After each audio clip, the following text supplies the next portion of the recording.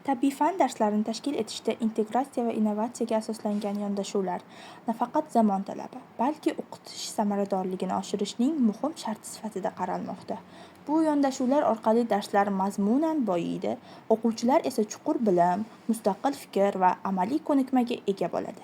Shu sababli mazkur mavzuni o'rganish, tahlil qilish va amaliyotda qo'llash dolzarb ahamiyatga egadir. Shuningdek, misol tariqasida inson va tabiat mavzusidagi integratsiyalashgan darsni olaylik. Tabiiy fan darsida inson organizmidagi a'zolar haqida ma'lumot beriladi. Ona tili darsida shu mavzuga oid matn o'qiladi. Rasm darsida insonning tashqi ko'rinishi chiziladi. Texnologiya darsida esa inson shaklidagi oddiy figuralar yasaladi. Natijada bola mavzuni chuqur o'zlashtiradi va barcha fanlar o'zaro bog'liq ekanini anglaydi. Integratsiyalashgan yondashuvni muvaffaqiyatli amalga oshirish uchun o'qituvchi quyidagi shartlarga amal qilishi lozim.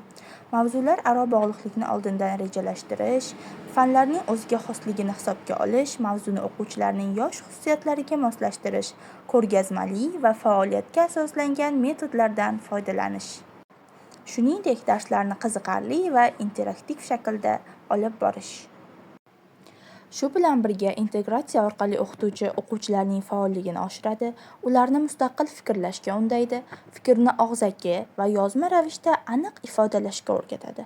Fanlar aro aloqadorlikni anglagan o'quvchi bilimlarni o'zaro solishtiradi, muammoga turli tomondan yondasha oladi. Bu esa uning tafakkurini kengaytiradi. Hozirgi davr ta'limi an'anaviy usullardan innovatsion texnologiyalarga o'tayotgan bir paytda boshlang'ich sinf tabiiy fanlarini o'qitishda ham zamonaviy yondashuvlar muhim ahamiyat kasb etmoqda.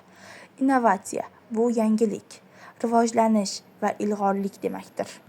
Shu bois ham bu darslarda zamonaviy pedagogik texnologiyalar, o'quvchilarning yoshiga mos innovatsion metodlar, interaktiv vositalar katta ahamiyatga ega.